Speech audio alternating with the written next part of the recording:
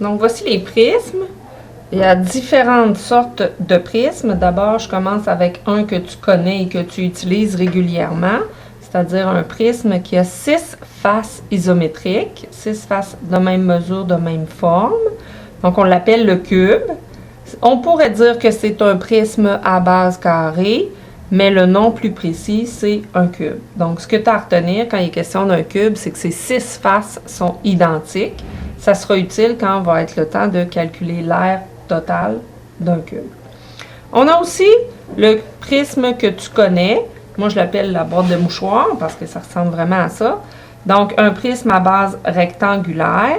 J'en profite pour te parler des bases. Qu'est-ce que c'est les bases dans un prisme? D'abord, il y en a 2. La définition des bases, il me faut 2 côtés qui soient parallèles. Donc, si je prends ce côté-là et si je prends ce côté-là, est-ce que mes 2 côtés sont parallèles? La première condition est respectée. Et je dois avoir 2 côtés identiques, de même forme et de même mesure. C'est le cas aussi, c'est tous les 2 des pentagones. Donc, je pourrais dire dans mon prisme que ces 2 côtés-là sont les bases. Là, il faut que tu enlèves dans ton idée qu'une base, c'est le côté du dessus puis le côté du dessous. Parce que quand je mets mon prisme de cette façon-là, ta définition de base, elle ne tient plus. Les bases, ce sont 2 côtés, 2 faces qui sont parallèles et de même forme, de même mesure. Donc, les bases, ils seraient ici. Si c'est mes 2 bases, comment on appelle les autres côtés du prisme? Bien, on va les appeler les faces latérales.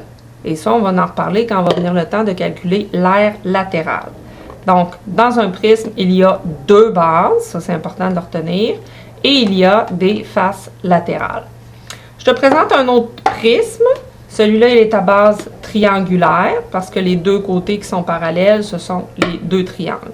Je ne pourrais pas prendre ces 2 faces-là comme étant les bases parce qu'elles ne sont pas parallèles. Maintenant, je t'en montre un troisième. Celui-là, je pourrais dire que je prends ces 2 faces-là, je vais le placer comme ça, ces 2 faces-là comme étant les bases, parce qu'elles sont parallèles, puis elles ont la même forme. Le problème, c'est quand je vais devoir calculer l'aire latérale, bien, dans mon aire latérale, je vais avoir des rectangles à calculer et je vais avoir aussi des hexagones. Tandis que si je change d'idée et que je mets ces 2 faces-là comme étant les bases, bien, mes faces latérales auront toutes la même forme. Ça va faciliter mon calcul. Donc, les bases, grosso modo, c'est pas ce qui est en haut puis en bas du prisme. C'est 2 faces pareilles, de même forme, même mesure, et parallèles. Puis habituellement, elles n'ont pas la même forme que les autres faces. Donc, je prends les 2 faces qui sont identiques, les 2 seules à avoir cette forme-là, comme étant mes bases. Maintenant, qu'est-ce qu'on sait des prismes? Là, je vais te montrer le développement d'un prisme.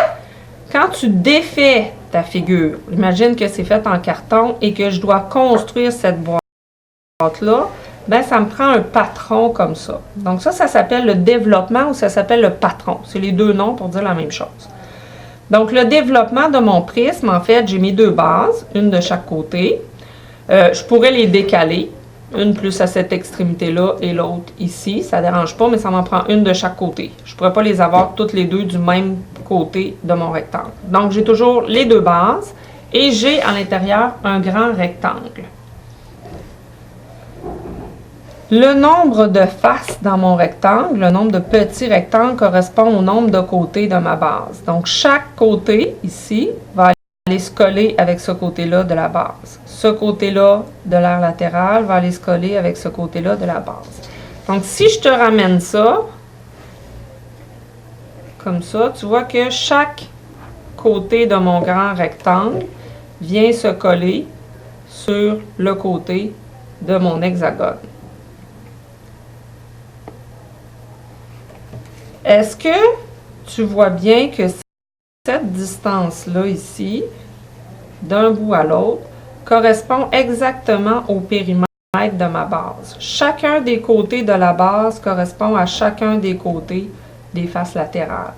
Donc, cette mesure-là correspond à mon périmètre de base et ce côté-là de mon rectangle correspond à la hauteur de mon prisme. Si je la reforme, la hauteur du prisme, c'est exactement la largeur de mon rectangle. Donc, quand je vais avoir à calculer l'aire, ben, j'aurai l'aire de mes deux bases. Dans ce cas-ci, c'est des hexagones. Donc, la formule, c'est can sur 2. Et j'aurai à calculer l'aire latérale, qui est le grand rectangle qui est ici. Donc, ça sera périmètre de la base multiplié par la hauteur du prisme. Et ça, c'est ta formule. Tandis que si j'avais à calculer l'aire d'un prisme à base triangulaire, je te montre le patron. Donc, j'ai mes deux bases qui sont des triangles. Donc, la formule pour l'aire des deux bases, c'est base fois hauteur divisé par 2. Et mon grand rectangle, même principe. Cette longueur-là ici, c'est la même que le périmètre de ma base, parce que mes morceaux viennent s'assembler les uns sur les autres. Donc, j'aurai périmètre de la base, et ce côté-là, ça correspond à la hauteur de mon prisme. La hauteur, je t'en ai pas parlé, c'est la distance entre les deux bases. Donc, la hauteur, c'est la distance entre les deux bases, et la hauteur, elle doit être prise perpendiculairement aux bases. Je ne pourrais pas mettre ma hauteur comme ça ici en diagonale. Il faut vraiment qu'elle soit perpendiculaire comme ça. Donc, ça peut être sur une arête. Je pourrais aussi mettre ma hauteur en plein centre comme ça ici. Donc, la hauteur, c'est la distance entre tes deux bases. Donc, ça fait le tour pour les prismes. Donc, il faut que tu sois habile à faire le développement. Ça va t'aider à comprendre la formule de calcul d'aire.